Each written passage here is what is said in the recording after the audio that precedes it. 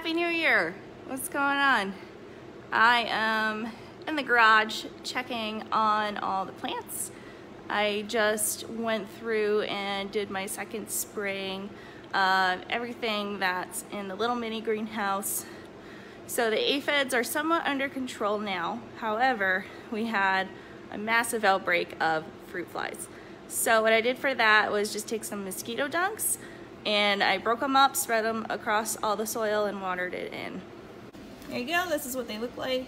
They are used, typically, I think they were created to deal with mosquitoes in like ponds, but they work really, really well for dealing with fruit flies.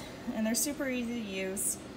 You can take them out and you can throw the whole puck into whatever device you're watering from, and then as it dissolves, it'll do its job. I just personally like to break them up on the soil, so every single time we water, a little bit goes in.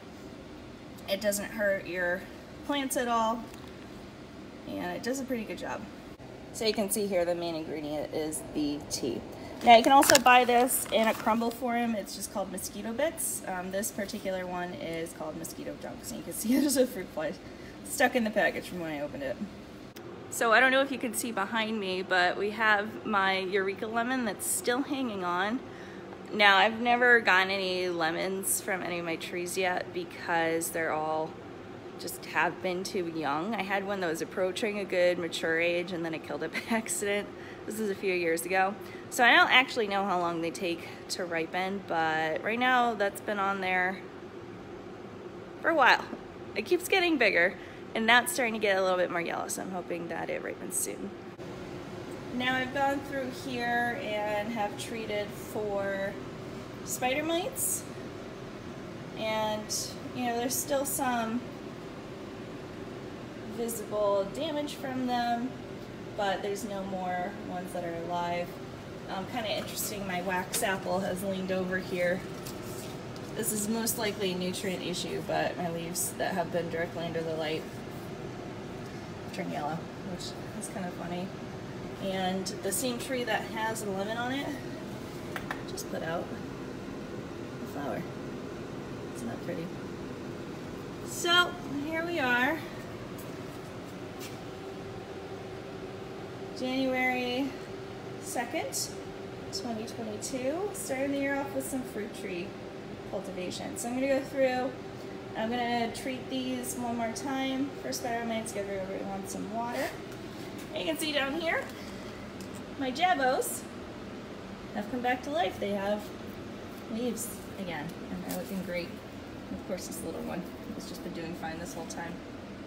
So my hope over the next month is that some of my tropicals will go to flower. We'll see. I still have some relatively young plants. If you're interested in growing fruit trees, just know it's a long game. Of course, you can always buy mature trees, but I mean, honestly, you're going in the $150 to over $200 range, depending on variety. Or you could do what I did and just get the small ones and keep them alive. So like this wax apple, when I first got it, it was about that high. It was only like 2 feet. So it's got quite a bit of growth on it. People say it's not worth growing wax apple, but I don't care. I'm gonna grow it anyways. So I'm gonna go through and water this, and then we'll continue. Okie doke. Everything in here is all watered, good to go. So happy. And just look at the striping on that. Get this to go. So pretty. Oh, there you go. Huh. Now, kind of interesting. So my ponderosa lemon got a bit dry. That's okay. But I took it over here with the spider mites, and it's putting out some flower buds. So we'll see what's going on with that. Anytime you're growing plants inside, you can do all of the preventative work possible, and there's still a likelihood that you're going to have some kind of insect issue. You know, if you're making your own soil and you're sterilizing it, you're making sure you are cleaning all of your pots thoroughly in between use. That will absolutely help, you know, lower that chance. But, you know, you're buying a plant from the store or you're buying soil from the store that you're not also sterilizing at home, just be aware, you know, those can have anything in there. Now, don't come at me. I know if you're watching this and you're interested in plants, you've most likely bought a plant from a nursery before. And even, you know, with the nursery's best intentions, things can happen. Either, you know, things happening there, or if they're working in collaboration with other growers and, you know, they're just selling it through the nursery. Stuff happens. But everybody's looking good. You can see my Arabica coffees in the background here, looking amazing. That is my Ganeba, which could use a little fertilizer. All this dark colored soot on here, that is just soil that fell down. And lemon from my grandmother could use a little bit of love. But otherwise alive. Everybody's alive. Now let me bring you over to check out the fig trees. Now I've taken a sneak peek at these not too long ago. I just have them in a tub with a tarp over them in our garage. Nothing fancy. Down here by the floor, probably closer to the 50s compared to anywhere higher. So that's about a good range to keep them in. So you can see under here, it's a bit dark, but everyone is alive. Let's tuck that out of the way. Now some of them had some minor growth, like down here, this Texas everbearing. Let's see if I get that in focus. But the growth has slowed down or stopped since I put it in here. Here you can see my Panache fig. Same thing. Now I put them in here several weeks ago and the growth has not changed, which is good. Now about 2 weeks ago, I filled the bottom of this tub with some water, about 2 inches. I'm not sure the dimensions of this tub. So our soil is damp, but not wet, and also not dry. Now they can handle a bit of dryness in the winter, but from everything I can see, everybody is doing fine. Some of them have Breba figs on them. Some of them have little teeny tiny growth tips. And I've seen this on figs stored inside. Sometimes they'll just have the growth tips that stay there. But they're all looking in really, really good shape for the time being. Yes, but this setup is really nothing fancy. As you can see, it's just, you know, next to our very dirty tool bench.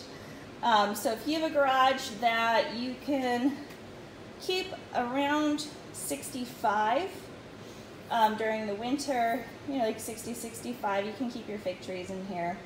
Or, you know, a lot of people also tend to put them in their basements because you can get like an ambient temperature in the 50s. So, yeah, very easy. Okay, so behind me, I'll show you actually what I got from here. So far we're on our third flush of lettuce where we're just cutting it back. Some people refer it to as like mowing the tops, where you cut all the big leaves down to like where the tiniest ones are, and it just grows right back. I think that's the best way to grow lettuce for what we do, which is just for salads. We don't really like growing it like to the full head, it's just too much. But if you grow a little bit, cut it, you're good to go. So I'll show you what that looks like. I'll open this up, but we're still battling some insects. The herbs up here are doing okay, especially this type of basil. I think that's the Greek basil. And the marjoram has just been untouched by anything. So you can see everything got cut a bit. That's because I just collected some herbs. Down here I cut the lettuce back for the third time, and now this will grow back in a week. Every time I cut them back, I do water them. You can see some coming in on this side. Now, I haven't been the best about watering. Unfortunately, we've had some deaths here, as you can see with some of the spinach. But we were also still battling these insects. Down here got hit the worst because I forgot to water, and also my fan which I had set up to this position, was down like this, apparently for the last week or so. Now I should have watered last week, but it's the holidays. Definitely wasn't on the top of my mind. But, you know, I'm not going to lie about how things are going. This is definitely a user error issue. If I was on top of it and watering these and probably spraying it twice last week instead of waiting a week, we would have had a better situation going on down here.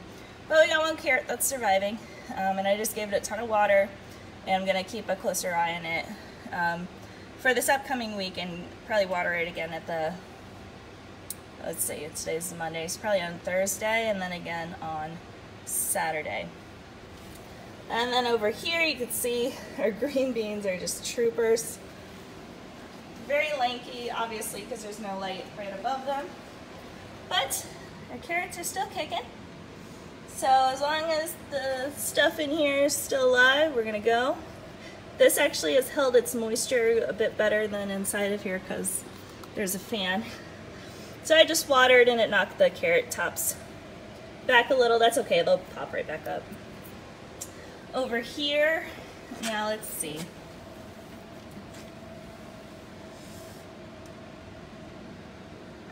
The turnips and the broccoli are not doing so hot. Yeah. But we have a lot of leeks coming in. Again, I just watered so they got knocked over a bit. Gotta go through and thin them out. But we have growth. We do have growth. And if you're growing leeks like this, you know, they're not full size yet, you can actually grow them in like a very heavy sowing and cut the tops and use that the same way you would with like onion greens. So it's all coming together. I did tie our celery up together. I thinned them out, but I want them to get a bit taller and straighter. And again, there's some insect damage there, but everything is alive for the most part. I have no regrets making this. I think this was a great use of this greenhouse over the winter. And about another month and a half, I'm gonna start phasing some of this stuff out to get our starts for the outside garden going for the spring. So I'm gonna give a go at onions again, as well as peppers, and then wait some weeks, and then we'll get some other stuff going, you know, like eggplants, tomatoes, all that. It looks good. One final garage plant update are the Carolina Reapers that we winterized, and they're doing great. They're no longer covered in aphids, which is awesome. You can see very green. There's even been like some very small, let's see if I can do a close-up, maybe not. Will that work? There you go. Very small leaf growth. Obviously, you know, we want it to stay dormant for the time being, but when it gets to be about late February, I'm gonna let them start growing in a bit more, putting them somewhere that gets more light. They are mostly in the shade or dark, primarily. Obviously, I have the garage light on right now, but they're good. I am very hopeful that they'll make it to the spring, and then I really would love these to grow in. With hot peppers, if you can get multiple years out of them, like starting that second to third year, you're really gonna get the most bang for your buck.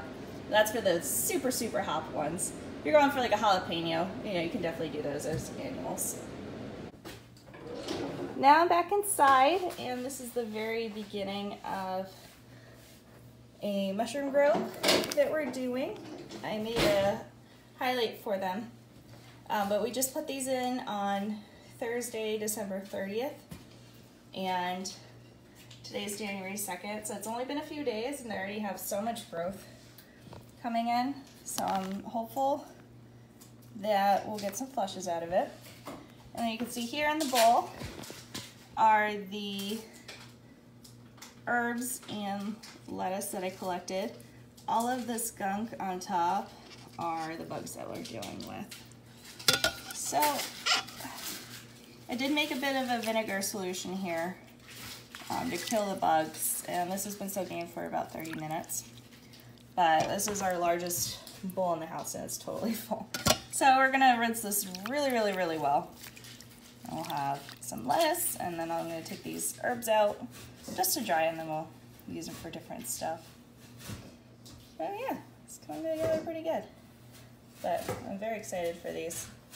You can see I'm not a professional mushroom grower, so we made our makeshift filter patches with some gauze and painter's tape.